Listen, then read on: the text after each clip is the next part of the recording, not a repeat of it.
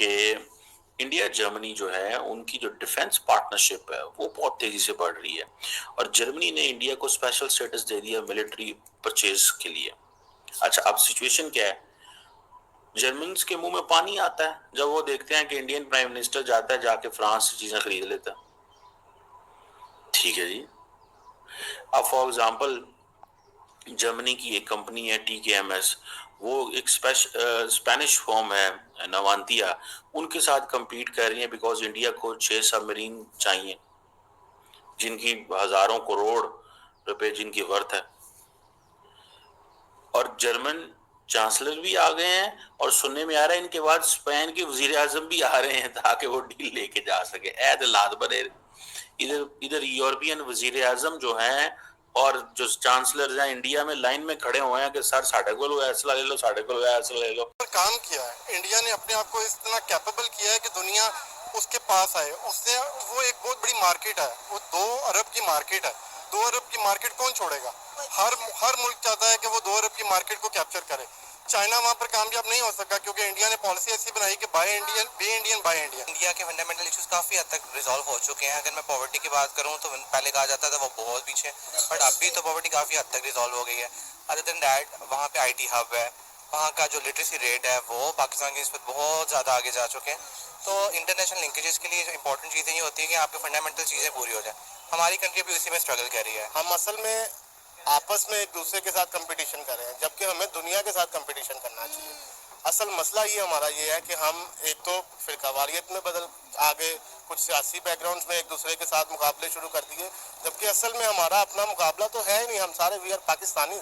तो असल हमारा कंपटीशन था दुनिया के साथ। हम दुनिया के साथ compete कर ही नहीं रहे। पूरी दुनिया उसकी तरफ आ रही है तो जर्मनी क्यों नहीं आएगा? जर्मनी चाहता है कि वो अपनी चीजें वहां पर भेजे और जर्मनी जो है वो छोटी चीजें तो नहीं बना रहा। जर्मनी का आप देख रहे हैं कि जितनी भी बड़ी मशीनरी है, ऑडी है, BMW है, मर्सिडीज है, सारी जर्मनी बनाता है और असला बना रहा है, टैंक बना रहा है, सबमरीन बना रहा है। तो उसके लिए तो एक सबसे बड़ी मार्केट है इंडिया जहाँ पर वो सेल कर सकता है। ठीक है, दूसरे पाकिस्तान है, पाकिस्तान से अगर कोई ऑफर भी करेगा तो वी विल आस्क देम कि यार हमें इसको क्रेडिट पे दे दो और हम 100 साल बाद पेमेंट कर देंगे। हेलो फ्रेंड, जय हिंद। भारत पर आपका स्वागत है। जर्मनी के चांसलर भारत के दौरे पर पहुंचे। उनकी यात्रा का एक बड़ा मकसद भारत को हथियार बेचने ओलाफ के साथ जर्मनी के रक्षा मंत्री और विदेश मंत्री पहुंचे। इस यात्रा के दौरान जर्मन चांसलर सैन्य रिश्ते मजबूत करने पर PM मोदी से बात करेंगे। जर्मनी भारत के साथ समुद्री सुरक्षा सहयोग बढ़ाने पर बात कर रहा। जर्मनी के चांसलर का बड़ा मकसद भारत को सबमरीन बेचना। इससे पहले पिछले साल भी जर्मनी के चांसलर 2 बार भारत आए थे। जर्मनी जिस सबमरीन डील पर नजर गड़ाए बैठा है उस पर एक अन्य यूरोपीय देश स्पेन की नजर है। चले इस टॉपिक पे आगे पाकिस्तान मीडिया का रिएक्शन। पाकिस्तान ने कोई एक चीज बना के दुनिया को दी हो। पाकिस्तान ने 2 चीजें दुनिया को बना के दी, एक टैडी कबूतर और एक बुली कुत्ता। ये 2 चीजें पाकिस्तान ने बनाई है। आप जाके चेक कर लो, टैडी कबूतर जौनसिरा और अमृतसरी और पसूरी, ये 3 कबूतरों का मिक्स करके उन्होंने टैडी बनाया। नहीं यार, जब 2 चीजें बनाई है वो ये 2 ही है, तीसरी कोई चीज मुझे नहीं पता। कोई भी कौम तरक्की करती है जब उसके पास क्वालिटी एजुकेशन हो। इंडिया है, मोदी जी ये वहां पे गए, रशिया गए। जब उसको अटेंड करके भी वापस आ रहे थे तो जर्मन चांसलर, जर्मन कौन है? यूरोपियन है, ठीक है।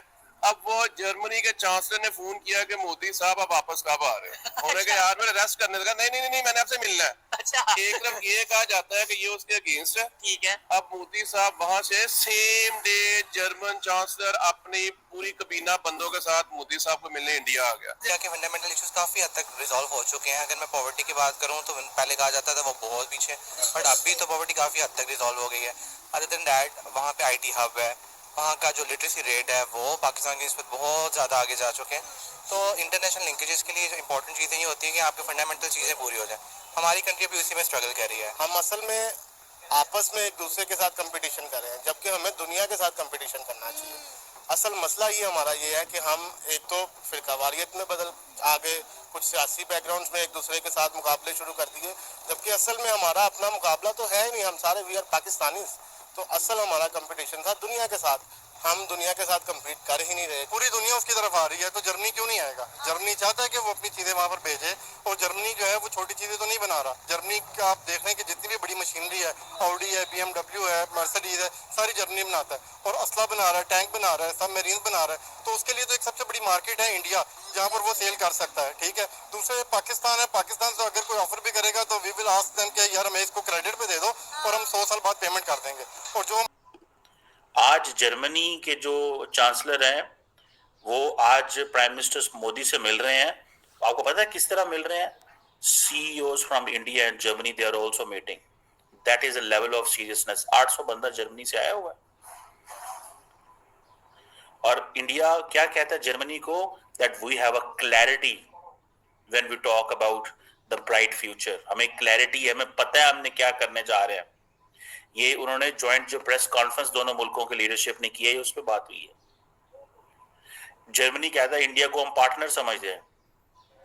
इंडिया के बारे में जर्मनी की हुकूमत ने ये कहा है, जर्मनी के चांसलर ने कहा है कि हमें इस चीज का पता है कि इंडिया ग्लोबल हब बनेगा फॉर ग्रीन हाइड्रोजन, और हम उसका हिस्सा बनना चाहते हैं। मतलब जर्मनी को इंडिया की जरूरत पड़ गई है।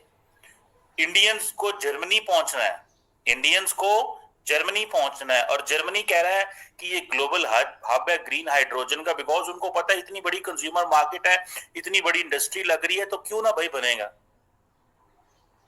सो वो कह रहे हैं। अच्छा, सम ऑफ द इंडियंस और द इंडियन गवर्नमेंट और the MA they do believe that South Asia is no more in shape. South Asia बदल गया है। लेकिन आज जर्मनी के चांसलर ने कहा है कि India is an anchor of stability in south Asia. अगर स्टेबिलिटी को कोई खींच रहा है या स्टेबिलिटी को कोई ड्राइव कर रहा है तो वो नरेंद्र मोदी कर रहा है।